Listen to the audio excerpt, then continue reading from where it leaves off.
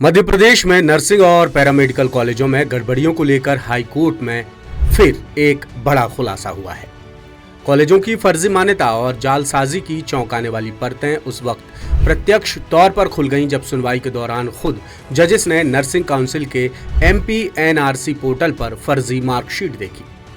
सुनवाई के दौरान याचिकाकर्ता और लॉ स्टूडेंट्स एसोसिएशन के अध्यक्ष विशाल बघेल ने सेंधवा के एक नर्सिंग कॉलेज के फर्जी दस्तावेज पेश किए। आरोप है कि ये कॉलेज CBI जांच में 2 बार सूटेबल बताया गया है और 2024-25 की इसे मान्यता भी मिल गई, जबकि कॉलेज के आवेदन में दी गई फैकल्टी की मार्कशीट ही फर्जी है। CBI ने कोर्ट को बताया कि याचिकाकर्ता ने जो मार्कशीट पेश की है वो उनके रिकॉर्ड में किसी और नाम से दर्ज है, जिस पर कोर्ट ने याचिकाकर्ता से पूछा कि आखिर ये फर्जी मार्कशीट उन्हें किस सोर्स से मिली है। जवाब में एडवोकेट विशाल बघेल ने कोर्ट में ही MPNRC की वेबसाइट खोली और जजेस को पोर्टल पर उपलब्ध वही फर्जी मार्कशीट लाइव दिखा दी। ये देख खुद जस्टिस अतुल श्रीधरन और जस्टिस अनुराधा शुक्ला भी दंग रह गई। CBI ने आज उन दस्तावेजों को चुनौती देते हुए बताया कि वो दस्तावेज हमने जो पेश किए हैं वो अलग दस्तावेज हैं और CBI के रिकॉर्ड में अलग दस्तावेज हैं। एक ही नंबर की मार्कशीट में 2 अलग अलग लोगों के नाम हैं। तो CBI ने हमारे ऊपर आरोप लगाया था कि वो दस्तावेज हमने किस सोर्स से प्राप्त किए। फिर हमने चलती हुई अदालत में ही डेमोन्स्ट्रेट किया कि वो दस्तावेज सभी MP काउंसिल है, नर्सिंग रजिस्ट्रेशन काउंसिल, उसके पोर्टल से डाउनलोडेड है और पब्लिक डोमेन में है।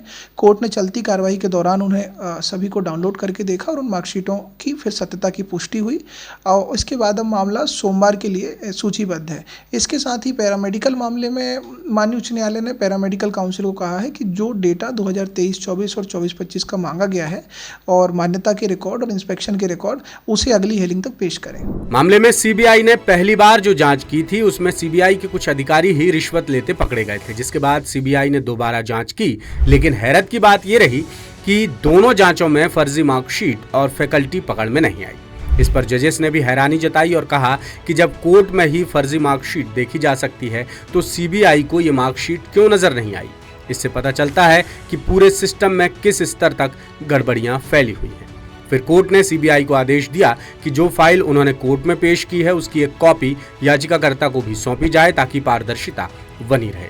वहीं कोर्ट ने MP ऑनलाइन को भी कड़ी चेतावनी दी कि मध्य प्रदेश नर्सिंग काउंसिल के किसी भी ऑनलाइन डेटा से कोई छेड़छाड़ ना की जाए, वरना सख्त कार्रवाई की जाएगी।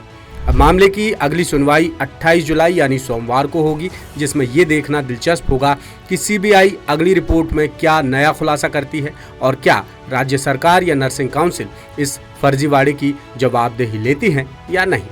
जबलपुर से हमारे विशेष संवाददाता नील तिवारी की रिपोर्ट।